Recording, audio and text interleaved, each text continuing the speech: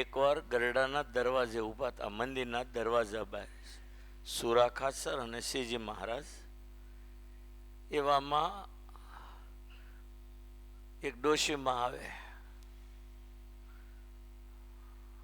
હા, ડોશીમાં આવે એટલે મહારાજ કે માજી જય સ્વામિનારાયણ. તાક હા બોલીએ તો બોલાય. માજી જય સ્વામિનારાયણ 2 વાર કહ્યું. હા બોલીએ તો બોલાય. કે 3 વાર કહ્યું ને તો બોલ્યા નહીં, પાસેથી નીકળી ગયા. સુરા ખાચર મહારાજને સંભળાવા કે ગધીને 3 વાર કીધું ને તો 1 વાર ન બોલી જય સ્વામિનારાયણ કે. એ અવાજ આત્માનો છે, શરીરનો નથી. શરીર તો માઇક છે. માઇક એટલે જો આ માઇક છે કે નહીં, અવાજ છે મારો છે, પણ માઇકમાંથી બોલું છું હું. એમ આપણે બધા છે ને માઇક છીએ, શરીર છે એ, અને બોલે છે ને એ આત્મા છે. તમે જોજો બધા એના અવાજ જુદા હશે. તમારો આત્મા જુદો, આનો આત્મા જુદો. માઇકમાંથી બોલો ને તરત ખબર પડે કે આ નરેન્દ્રભાઈનો અવાજ છે ને આ બાબુભાઈનો અવાજ, તરત ખબર પડી જાય કે નહીં. અને આમ જુદા જ છે, પણ આપણી ભૂલ થાય. મેં એકવાર તમને સભામાં કીધું હતું, બધા હાથ ઊંચો કરો, હું આગળ હાથમાં દેખાડું. લ્યો હાથ ઊંચો કરો. હું તમને બધાને એ પૂછું છું કે આ હાથ કોનો છે? હાથ કોનો છે? જવાબ આપો મને. આત્માનો નહીં. તમે એમ કહેજો હાથ મારો છે, બરોબર? તો હાથ મારો કહેનાર અને હાથ એ બે અલગ થયા કે એક થયા? આ હાથ મારો છે, હાથ હું નથી. હાથ હું નથી, હાથ મારો છે. આત્માએ શરીરને પોતાનું માન્યું છે, એટલે એમ કહીએ આપણે કે આ હાથ મારો છે. હકીકતમાં હાથ હું છું એવું નહીં કહેતા આપણે, હાથ મારો છે. હું કહીએ તો એક થયા, પણ હાથ મારો છે. એટલે હાથ અને આ બોલનારો બે અલગ થયા કે નહીં? તો બોલનારો એ આત્મા છે અને હાથ છે એ શરીર અલગ છે પાછું. હું હાથ છું એમ કહો તો એક થયા, પણ હાથ મારો છે. એ મારો છે કયું? એટલે હાથ અને મારો છે બોલનારો એ બે અલગ થયા કે નહીં? તો મારો છે કહેનારો છે ને એ આત્મા છે, પણ એ આત્મા દેહમાં બંધાઈ ગયેલો છે, એટલે એમ કહે છે કે આ હાથ મારો છે. હકીકતમાં હાથ મારો નથી. સમજ્યા? દરજી ડગલો સીવી દે એટલે કે દરજી મારો બાપ ને દર્જણ મારી માં, પણ વાસ્તવિક હકીકતમાં નથી. પણ એવું અજ્ઞાનથી મનાય છે. વચનામૃતમાં મહારાજે લખ્યું એમ આપણે છે ને અજ્ઞાનથી મારો હાથ માની લીધો છે. હાથ તો હું નથી જ, આત્મા તો અલગ જ છે. જે કહે છે એ અલગ છે. હું હાથ શું કહે ને તો એક જ થયા, પણ મારો હાથ છે કયું? એટલે મારો કહેનારો અને હાથ એ બે અલગ થયા કે નહીં? તો કહેનારો છે આત્મા છે. આ જે અવાજ નીકળે છે ને એ આત્મા છે. જેમ માઇકના આધારે અવાજ બહાર જાય છે ને, એમ શરીરના આધારે આત્મા અંદરથી અવાજ કરે છે. શરીરનો ઓથ લઈ, સાથ લઈ, સહકાર લઈ અને આત્મા બોલે છે. શરીર નો જ પાછો આત્મા બોલી ન હોય કે માઇક ન હોય તો મારો અવાજ બહાર ન જાય. એટલે આ વસ્તુ બહુ મહત્વની છે અને છેલ્લી વખત છે ને બહુ પસ્તાવા જેવું થાય. શરીરને પોતાનું માની લીધું છે, આત્માને ઓળખ્યો નથી, તો અંતકાળે બહુ પીડા થાય. પીડા એટલે ધામમાં જવામાં જ મોટી જોખમ થઈ જાય. જેને માટે આખી જિંદગી આપણે મહેનત કરીએ ધામમાં જવા માટે, પણ જો આત્માને અલગ ન સમજ્યા, શરીરને નાશવંત, શરીરથી આત્મા અને શરીર બે અલગ ન સમજ્યા, તો સારું બહુ ભોગવવું પડે અને અધોગતિ થઈ જાય. અને પછી કરોડો કલ્પે એમાંથી છુટકારો ન થાય. આજે ભૂલ કરી, ઓલી વાત નથી જૂના સંતો કહેતા, એક આંધળો હતો, ગામના દરવાજા અંદર ઊભો હતો. એને કીધું કોકને, એ મારે ગામની બહાર નીકળવું છે, મને દરવાજો બતાવો ને. એટલે કોકે કીધું કે આ દિવાલે હાથ રાખીને થોડુંક હાલ ને એટલે દરવાજો આવી છે, બહાર નીકળી જજે. તે ઓલો દિવાલે આંધળો હાથ રાખીને મળ્યો હાલવા. હવે 2 ફૂટ દરવાજો બહાર હતો ને તો એ માથું મળ્યો ખજવાળવા અને હાલવાનું ચાલુ રાખ્યું. ત્યાં દરવાજો વહી ગયો, વળી પાછું માથું ખજવાણી, પાછો હાથ દીધો તો દિવાલ આવી ગઈ, દરવાજો તો વહી ગયો. એ દિવાલે હાથ રાખીને હાલતો હાલતો હાલતો હાલતો હાલતો પાછો એ જ જગ્યાએ આવ્યો. થોડોક દરવાજો દૂર હતો ને ત્યાં ઊભો રહ્યો. હારા ભગવાને આંખીઓ આપી તો અમને રસ્તો નથી દેખાડતા કે અહીંયા રસ્તો દરવાજો છે. કાંઈ નહીં, હાલી હાલીને થાકી ગયો તો દરવાજો ન આવ્યો. ભગવાને આંખીઓ આપી તો રસ્તો એ સારો નથી બતાવતો. તાજીભાઈ ઊભો તો ત્યાં. એટલે પાછો કેમ અહીંયા આવ્યો? તક તેમ કહેતા હતા ને દરવાજો અહીં છે. તક પણ આ બધાને દેખાય અહીંયા જ દરવાજો છે. તને ન કીધું દિવાલે હાથ રાખીને હાલજે? તક દિવાલે હાથ રાખીને જ હાલતો. એટલે પણ દિવાલે હાથ રાખતો દરવાજો આવે જ ને આડો, હામો જ દેખાય છે. સાચું બોલ. તે દિવાલ હાથ રાખે તક થોડી વાર કહે છે માથું ખજવાળ્યું હતું. તક ત્યારે ઊભો રહ્યો હતો કે હાલતો હતો? તક માથું ખજવાળતા હાલ્યો હતો. તક એ હાલ્યો ને થોડી વાર માથું, એમાં દરવાજો વયો ગયો. એમાં આપણે આ માથું ખજવાળીએ છીએ. છોકરો પરણાવો, છોકરી પરણાવી, ફેક્ટરી કરવી, મોટર લાવી, બંગલા કરવા, લગ્ન કરવા છોકરાના, આ એ બધી ખજવાળ છે આપણી. એ ખજવાળ કરીએ તો માનો દેહ રૂપે દરવાજો વયો જાય. પછી કૂતરા ને બલાડા ને ગધડા ને ભૂંડા ને કાચીડા ને પાડા ને આન તેન તેવા 84 લાખ દે ધરો ને કરોડો કલ્પ વહી જાય ત્યાં સુધી પછી છુટકારો ન થાય જીવનો. એટલે આ જિંદગી જે છે ને એમાં સૌથી મોટી મહત્વની વસ્તુ છે ને અંતકાળે ભગવાનના ધામમાં જવું ને એ જ મોટું છે. આપણે માયાના જીવ છીએ ને એટલે આપણને ગમી ગયું છે, બાકી અહીં રહેવા જેવું એક દિવસ રહેવા જેવું નથી. આપણે માયાના જીવ છીએ ને એટલે આ બધું સારું લાગે. જેટલું સારું લાગે છે ને એ બધું જ આપણું મોત બગાડનારું છે. જેટલું આ જગતમાં સારું લાગે છે ને એ વાસનાની અંદર પુષ્ટિ કરનારું છે. મોટર હારી, બંગલો હારો, માણસ હારા, મકાન હારું, એ હારું કહીએ એટલે એમાં જીવ સોટે, જીવ સોટે એટલે ભગવાનમાંથી ઉખડે. એટલે આખી જિંદગી જ્યારે દુનિયાના એકે એક પદાર્થ દુઃખથી ભરેલા દેખાય ત્યારે તમારા કલ્યાણમાં કોઈ ખામી નથી સમજવું. એકે એક પદાર્થ દુઃખથી ભરેલા દેખાવા જોઈએ.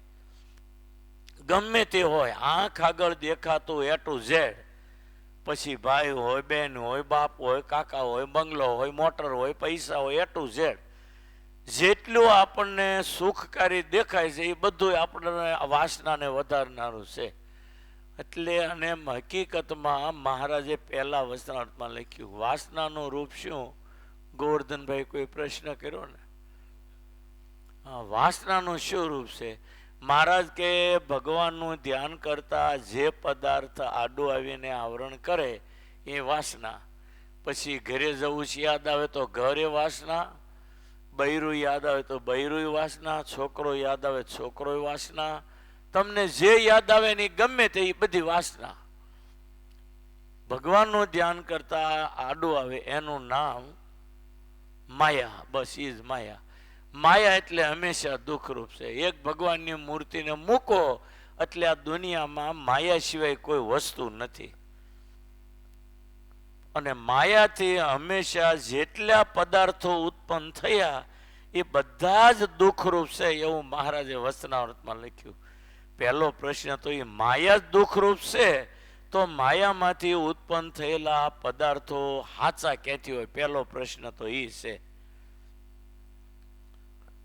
એક છોકરાને આ જગત પ્રકાશ પુરાણી ભૌતિક દ્રષ્ટાંત દેતા. એક છોકરો રડતો હતો, તેના બાપાએ લગ્નનો આલ્બમ આવ્યો તો છોકરો ખુશ થઈ ગયો, ફોટા જોઈ મેળ્યો જોવા બધાના ફોટા આવે, કાકા ને બાપા ના તેને બાપાની જાનમાં ગયા બધાને ફોટા આવે ને બધાય ફોટા જોઈએ ને ગોતકામાં મારા મમ્મી પપ્પાનો ફોટો ક્યાં? એ બધાય દેખાણા.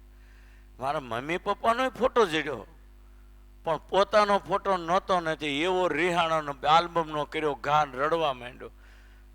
આમાં બધાયના ફોટા કે તમારા હોય ફોટા, મારો ફોટો એકનો કેમ નહીં કે છે? એને બાપા કે પણ બેટા તેથી તું હતો ને તકમાં મને બોલાવો તો હું થોડો ના પાડત કે છે. એટલે પણ જન્મ્યો જ નહોતો ક્યાંય જ બોલાવે એને કહો લ્યો. એમ આપણે બધે એવું જ છે કે માયા પોતે દુઃખરૂપ છે તો માયાથી બનેલું પદાર્થ એ સુખરૂપ હોય ક્યાંથી?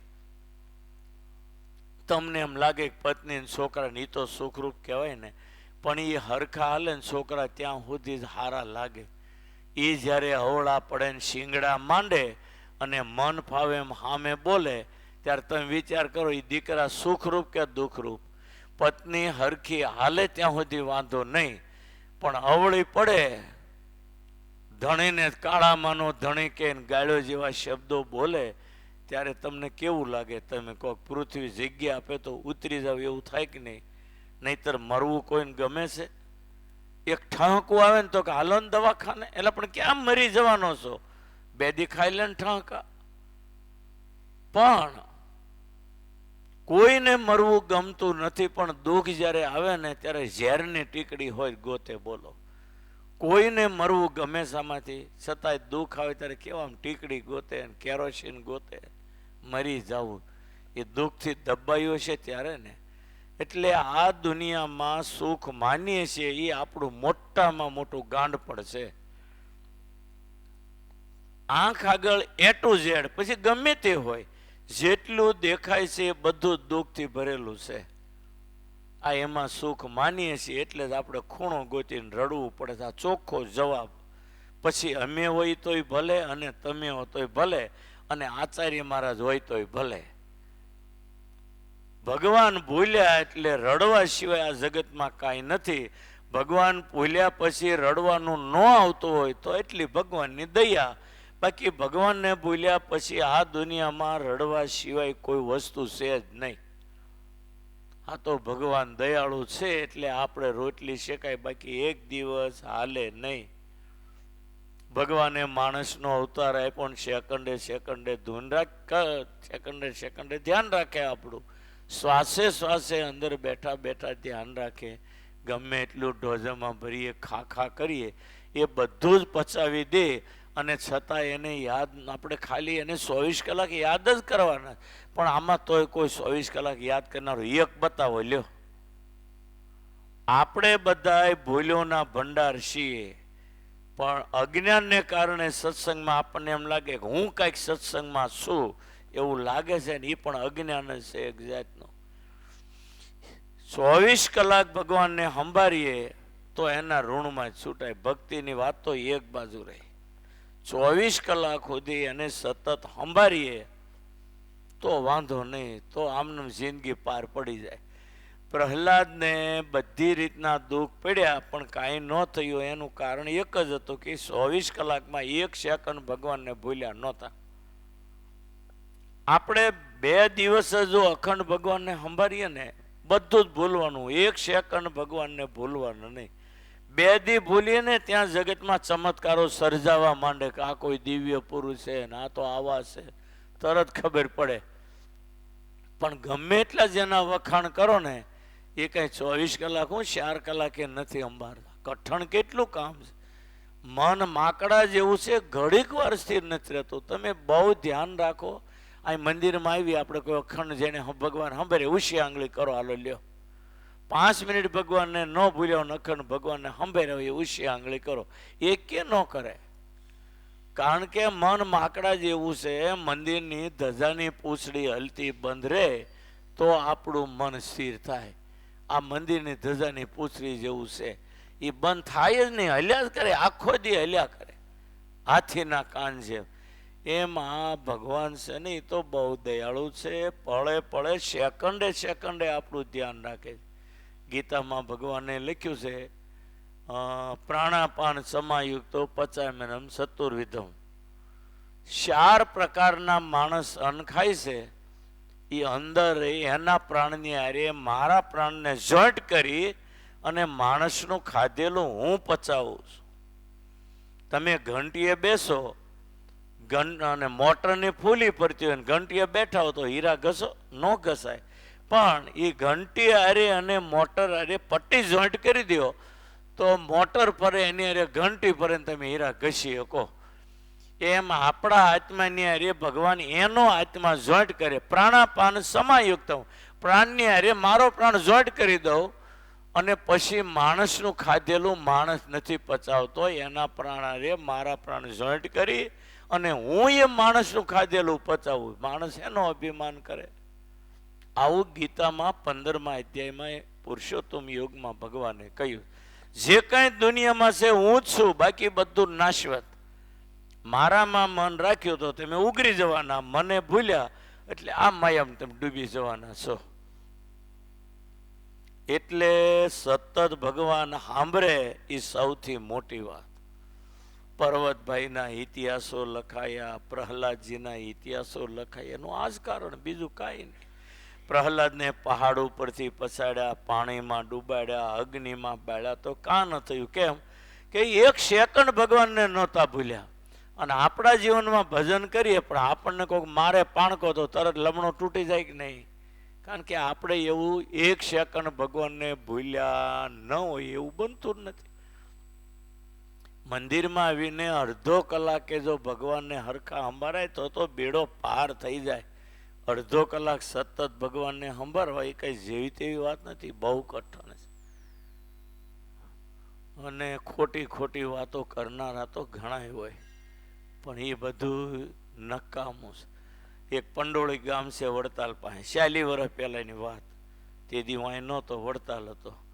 તે ગુરુએ મને પંડોળી સત્સંગ કરવા મોકલેલો. તે મને કાંઈ ખબર નહીં. એક ભાઈ આવી છે, ઊંચા ઊંચા લાંબા મોટા, કંપની પહેરેલી, અને આમ બહુ મોટો લાગે, ધનવાન હોય એવો.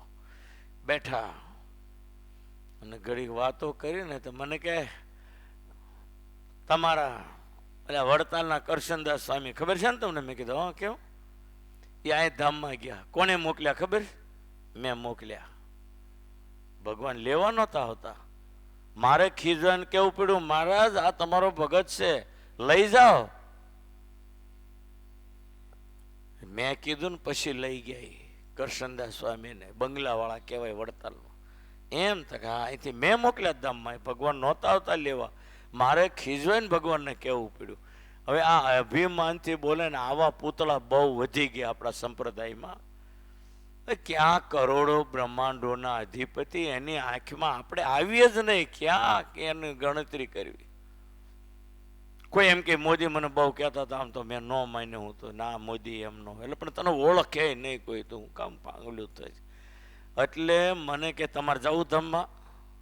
મેં કે આ તો મારો નવો નમૂનો જોયો, કેટલા એને મોકલી દીધા છો. એટલે મેં કીધું તમે થોડા મોકલ્યો? હા મોકલી દઉં ને, બોલો. આપણી સ્થિતિ એવી છે, સ્થિતિ ન હોય તો હું ન કરી શકું. કે આપણી સ્થિતિ એવી એટલે હું ગમે ને ધામમાં મોકલ્યું. તમારે જવું જ? મેં કીધું હા.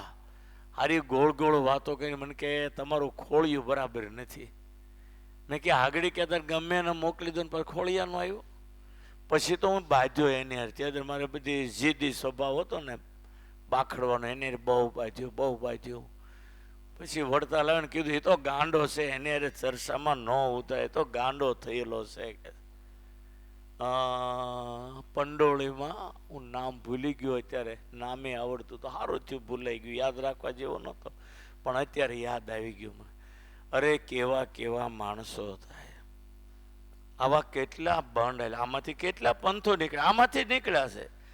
પુરુષોત્તમ નારાયણની આગળ કોઈની ગણતરી નહીં. અક્ષરધામના મુક્તો છે ને એની કાંઈ ગણતરી નહીં. આ તો પુરુષોત્તમ નારાયણ પોતાના માનીને અપનાવે, રાજી રહે, એ મોટી વાત. આપણને જો યાદ કરતા હોય તો આપણું સદભાગ્ય. બાકી આપણે એની આગળ એક વાળ તો નહીં, અણુય ન કહી, અણુય નહીં, પરમાણુય ન કહેવાય. ક્યાં પુરુષોત્તમ નારાયણની મોટપ અને ક્યાં આપણે માયાના જીવ. આ તો આપણું સદભાગ્ય કે એનું નામ લેવા મળે છે, બાકી નામ જ ન નીકળે એનું જીભે. કરોડો જન્મના પૂર્ણ ભેગા થયા હોય ને તો માત્ર સ્વામિનારાયણ બોલી શકાય, બાકી બોલી પણ ન શકાય. વાલીએ રામને કહ્યું તું, બાણ માર્યું, રામજી પાસે આવ્યા ને ઓળખી લીધા ભગવાન છે. અને પછી એને રામને હાથ જોડીને કીધું, છાતીમાં બાણ હતો. જનામાં જનામાં મોને જતનો કરાઈ, અંતરામાં કહ આવતું નહીં. વાલી કે પ્રભુ જન્મ જન્મ સુધી જંગલમાં રાફડા ઉપર થઈ જાય, શરીર ઉપર, અને ઋષિ મુનિઓ તપ કરે છે તમારે માટે. જન્મ જન્મ મુનિ જતન કરાઈ, અંત રામ કહી આવત. તોય અંતકાળે જીભેથી તમારું નામ નીકળતું નથી. તો મને તમે મૂર્તિમાન દર્શન દીધા. હવે આ પૃથ્વીના ગોળા ઉપર હું માનું છું કે મારી જેવો કોઈ ભાગ્યશાળી નથી. તમારું નામ ઋષિ મુનિઓ લાખો વર્ષ જપ કરે તો અંતકાળે નામ ન નીકળે. અંતકાળે હોય માડીને હોય બાપ થાય. એ હરખું હોય ત્યારે કહીએ આપણે અંતકાળે ભગવાનને સંભાળીશું, પણ અંતકાળને ભગવાનને સંભાળવા હોય ને તો આખી જિંદગી 100 વર્ષ અભ્યાસ કરવો પડે. આ અભ્યાસ એનો હાલે છે. આપણે જે સત્સંગ ભજન ભક્તિ કરીએ છીએ, સમજતા થયા ત્યાંથી મરીએ ત્યાં સુધી સત્સંગ કરશું ને તો અંતકાળે ભગવાનમાં મન રહેવાની શક્યતા. બાકી કામ કઠણ 100 ગણું કઠણ છે. પછી ઈ દયા કરે અને જો અંતકાળે ભગવાનની યાદ આવી જાય ને કલ્યાણ થાય તો વાત જુદી છે. બાકી અંતકાળે મહારાજનું નામ નીકળવું એની પાછળ તો લાખો જન્મના પૂર્ણ જોઈએ. નામ ન લેવાય ભગવાનનું, લેવાય તો સમજવું મારી ઉપર ભગવાનની દયા છે. સ્વામિનારાયણનું નામ જે જીભે નીકળવું ને એ તો બહુ મોટી વાત છે. તમને સાચું કહું, અને ભગવાનને સમય આપ્યો હોય તો હાલતા ચાલતા મનમાં ચાલુ જ રાખવાનું. સ્વામિનારાયણ સ્વામિનારાયણ ઉપાંશુ જપ એને કહેવાય. ઓઠ ફફડે અને બાજુવાળો પણ સાંભળે નહીં, એ વચેલા જપ. એક માનસિક અને વાચિક, એની વચ્ચે આ ઉપાંશુ જપ. સત્સંગી જીવનમાં 3જા પ્રકરણની અંદર કયો અધ્યાય હું ભૂલી ગયો. અન્નકૂટ ઉત્સવની અંદર બધાય ભક્તોને અન્નકૂટ પૂરો થયો પછી 11 સુધી બધાને રોક્યા ભગવાને. એ પડવેથી અન્નકૂટ પડવાનો ને 11 સુધી બધાને રોક્યા. એમાં જે વચ્ચે 9 દિવસ ગયા, 9 દિવસમાં રોજ રાત્રે એક સભામાં એક પ્રસ્તાવ મૂકતા. એમાં એક દિવસ છે 11નો મહિમા કયો છે, પછી એમાં કઈ રીતે જપ કરવો એનો આખો એક અધ્યાય છે. પછી બ્રહ્માંડ સ્વામીના પ્રશ્નથી એક દિવસની આખી નિષ્કામ શુદ્ધિ છે. રોજ એક એક પ્રશ્ન આવે. એમાં એક અધ્યાય આખો એવો છે કે જપ કરવાનો વિધિ, કઈ રીતે જપ કરવો. વાચિક, માનસિક અને ઉપાંશુ. એમાં ઉપાંશુ જપને શ્રેષ્ઠ કયો. તમે માનસિક જપ કરો ને તો મનમાં નામ લેતા લેતા ઘરે જાઓ તો 1 મિનિટની અંદર તમે તરત ભૂલી જશો. જોજો કાંઈક દેખાશે ને એટલે મન તમારું બીજે વહી જશે. માનસિક જપ તરત બંધ થઈ જશે. પણ હોઠ ફફડતા ચાલુ રાખશો ને તો કદાચ તમે ધ્યાન રાખશો ને તો ઘર સુધી હોઠ ફફડતા રહે. અને ઊંચેથી બોલશો, તમને ગાંડે કે સમનાન બોલતા ગાડી હાકો તો કોકને કેવું લાગે. પણ ઉપાંશુ જપ એટલે હોઠ ફફડતા રહે, ગાડી હાકો, જપ ચાલુ રહે. અને કાંઈક દેખાય તો મોઢું બંધ ન થાય. હોઠ ફફડતા રહે એટલે ખબર પડે કે હું ભગવાનને સંભાળું છું. એટલે ઉપાંશુ જપ તો હાલતા ચાલતા બેઠતા ઉઠતા ચાલુ જ રાખવા. એમાં બહુ મોટો ફાયદો છે. અને આ જિંદગી હકીકતમાં તમને કહું વારે વારે મળવાની નથી. અને મારે કે તમારે જશું ત્યારે આપણે કોઈને પૂછવા રહેવાના નથી. સીધું તમને ખબર પડશે ઘરે જશો, લે સ્વામી પગથિયામાં પીડા ને ટકાનું વીએ ગયા. વાર કેટલી લ્યો કહો. પછી હું હોઉં કે તમે હો કે ભગવાનના પિતા હોય, કોઈને માટે મુહૂર્ત ખરવાનું. જેટલા મહારાજે શ્વાસ નક્કી કર્યા એમાં એક વધારે ન લેવા દે અને એક શ્વાસ ઓછો ન થવા દે. કાંઈક વાત કરીએ સારું બહુ નહીં તો કે સ્વામી એવું થોડું, તમારી બહુ જરૂર છે. તમારી બહુ જરૂર છે. રામાન સ્વામીની જરૂર હતી, સ્વામિનારાયણ ભગવાનની જરૂર હતી, ગોપાળાન સ્વામીની જરૂર હતી, અથાણાવાળા સ્વામીની જરૂર હતી, ધ્યાની સ્વામીની જરૂર હતી. રહ્યા એક શ્વાસ ભગવાને વધારે લેવા દીધો નથી. તો આપણે વળી ક્યાં ઝાડના મૂળ કહો લ્યો. વાત કરતા કરતા જ વયું જવાનું છે. અમે હોઈએ તમે હોઈએ, કોઈને પૂછવા રહેવા નથી. પતિ પતિને ગમે એટલો સંબંધ હોય પણ ઓલો મરી જશે ને ત્યારે પૂછવા નહીં રહે. હું જાઉં છું તો હાસવીને રહેજે. ક્યાંય જોઈએ એવું. અને રહેવા રહે પાછો ઊભો હોય જ થાય. પાછો એ તો કાંઈ કહેવાય નહીં. છેલ્લા ડસકે હોય ને કે તું હાસવીને રહેજે, હવે હું તો જાઉં છું. તે પાછો બેધો થઈ અને 5 વર્ષ જીવે ને 2-3 વાર બાધે હોય જ બે રહે. પાછો હાસવીને રહેજે કહેતો તો એ જ. આમાં કાંઈ નક્કી ખરું કાંઈ. એટલે બહુ ધ્યાન રાખવું. જેટલું તમે ભગવાનનું સ્મરણ વધારે કરશો એટલી જ આપણા જીવનની કમાણી છે. પૈસા ઓછા વધુ મળશે, દીકરા ઓછા વધા હશે, ચાલશે. જો કે એ તો વધારે કોઈ કરવાની. એક દીકરો એટલે જય સ્વામિનારાયણ, કાં 2 દીકરા જય સ્વામિનારાયણ. હવે શીખી ગયા બધા એટલે કોઈને કહેવું પડે એમ નથી. પણ કોઈ આપણું છે એવું માનવું જ નહીં. આપણે માન્ય ને ઓલ્યો મારો, એ જ એક જાતનું અજ્ઞાન અને ગાંડ પણ છે. ઘણી વખત આપણને એવું થાય આ મારો ખાસ છે, અમે તેમ બધા હોય એમાં હું આવી જાઉં. આ નરેન્દ્રભાઈ અમારા ખાસ છે, ખાસ છે તમને કામ લાગે? મરી જાય ત્યારે ખબર નહીં. અને એ પાછું તમને એ સાચું કહું, ખાસ છે ને તો એ 2 દી 3 દી રડશે. તમને બધાને મારામાં કેટલું હેત છે તમે જોવો છો ને, બધા જાણો છો. મને એમ છે કે આ બધાને મારી ઉપર હેત છે, તમને બધાને મારી ઉપર હેત છે. તો હું મરી જાઉં તો 3 દી રોકકળ હાલે, કદાચ રડો સ્વામી હારા હતા ને બિચારા વૈયા ગયા, અમારે બહુ હેત હતું, બહુ સ્વભાવ સારો હતો, ભોળા હતા. એ ગાયા જ કરશો કેટલા દી? અઠવાડિયું, 15 દી. 15 દી પછી આમાંથી એક રડવાના તમે? ચાલો કહો મને. અરે એકનો એક દીકરો હોય 15 વર્ષનો વયો જાય, લાશ જ્યારે ઢાંકી હોય ત્યારે કેટલું ઘરમાં માથા પછાડીને લોકો રડે, અને બીજા હેતવાળા આવે ને ત્યારે વધારે રડે ને બધ ભરી ભરીને. એ નાટક તો બધા જોયા જ હશે, બધાના ઘરમાં મરણ તો થયેલું જ હોય. એટલે આપણે નાટક અમે જોયા ને તમે જોયા છે. પણ પછી અઠવાડિયા પછી કોઈ દી રડતા હોય એવું કંઈ સાંભળ્યું? એકનો એક દીકરો વયો જાય તો 2 દી 3 દી 8 દી રડે ને 8 દી પછી ઓય કરતા રડે, બહુ દીકરો હારો હતો ને વયો ગયો ને. એ ઓય દેખાડજો, પણ મહિના પછી કાંઈ ખરું? હું ઘણા હારા મા બાપ વૈયા ગયો ને છોકરાને જોઉં ને ત્યારે મને બહુ દયા આવે કે આ બિચારો નાનો છે, હારો છે, આના મા બાપ બહુ વહેલા વૈયા ગયા ને બહુ ખોટું થયું. પણ એને ખબર નહીં સ્વામી કેમ છે તમે આવ્યા પધરાને, ભૂલી જ ગયો હોય. તો આપણે જોયા એટલે યાદ આવ્યું એનું, પણ એને તો કાંઈ ન હોય. 15 દી ગયા એટલે જય સ્વામિનારાયણ. એમ આપણે બધાને આવું જ છે. એટલે આ કરમસિંહભાઈ સમજી ગયા ને વડતાલ ભેગા થઈ ગયા ને બહુ સારું કામ કર્યું તમે. એ કે મને વડતાલ સિવાય કંઈ ગમતું જ નથી. લ્યો આ મનજીભાઈ ને ભાઈ કરમસિંહભાઈ જો પાછું ક્યારે આવ્યા? આજે આવ્યા ને. હા, હું આમ ઘડીક બહાર બોલાવું ને હાલો ને કથા ને તો કાંઈ વડતાલ બહુ ગમે. વડતાલથી બહાર જવું ગમતું નથી. બહુ કટોકટી હોય ને તો બહાર નીકળી જતા નથી. સાધુની સેવા જ કર્યા કર્યો. સમજી ગયો એ માણસ મને જોઉં મને બહુ આનંદ થાય. કરમસિંહભાઈને જો સમજી ગયો. એમ આપણે કાંઈ કરવાનું નથી. એક ભાગ ભગવાન ઓળખી લેવાના અને સમજી જવાનું. આ 2 કામ થાય ને એટલે આપણે દુનિયા જીતી ગયા. એક ભગવાનને ઓળખી લેવાના અને બીજી વાત સમજી જવાનું. બાકી આપણે આવ્યા હતા એકલા, જવાના એકલા, પાપ પુણ્યના પોટલા લઈને હાવ એકલા જવાનું. ઘણાના આપણે દાખલા જોઈએ છીએ ને સારું આમ રૂવાટા ઊભા થઈ જાય, પણ એ ખોટું નથી, બનવાનું જ છે. આપણે ગમે એમ કરીએ.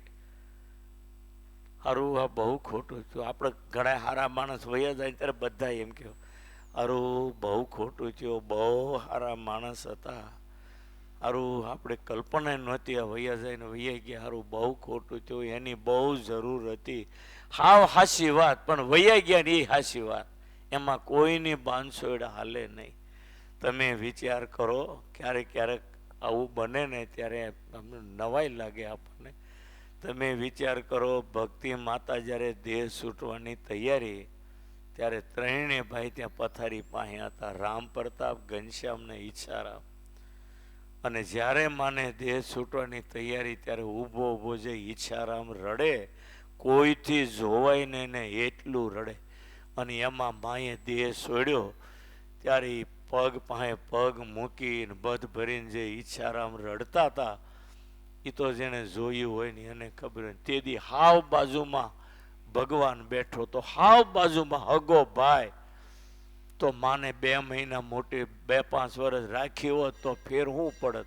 એને ઘનશ્યામને કોઈને પૂછવા જવાનું હતું, માને જીવતી કરી હોત તો.